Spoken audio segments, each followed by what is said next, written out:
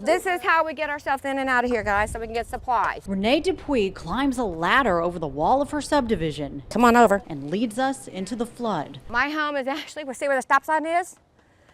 We can walk through it if y'all want. Be careful, it's slimy and gooey. Because this wraps around in the bend and that's where the bayou is back there, you know, they've gotten flooded. Her house, by some miracle, is dry, but conditions are miserable.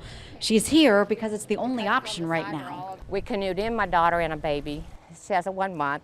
They had mandatory evacuation. There was no hotel for them to go.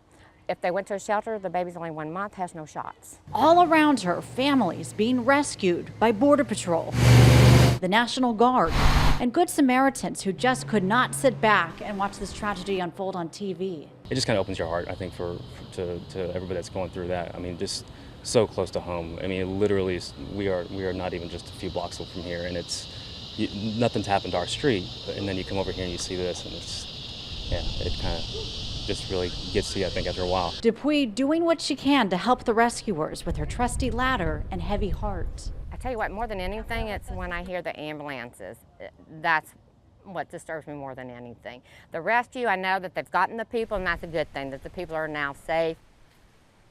Some of that water can come in here really fast, and we've seen what it'll do. Charles and Cindy Arcement recall the chilling story of their elderly parents riding out Katrina. They stayed in their home. My sister came to stay with them, and they wound up, after the levees breached and the water came in, they wound up on the second floor of their home for 5 days with jugs of water and loaves of bread. With Louisiana devastated, the whole family relocated to Houston suburbs. Now, more than 10 years later, Harvey hits. They all probably have water in their homes again.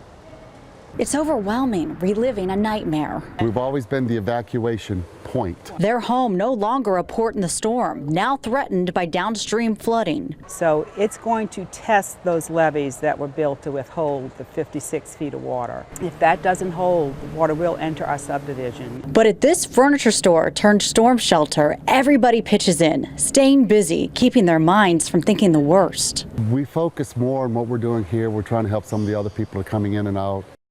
We're in my parents' house. They moved here about 4.5 years ago. Rena Joji thought the home would flood, but she never imagined the damage 6 inches of water would cause. The thing is until you come in and you see what it is, it doesn't sound that bad unless you've been through it before. Unfortunately, some people just down the street have flooded 3 times, so they knew what to expect. No one can carry the load alone. Down the street, disaster recovery crews at one house, family members helping at another.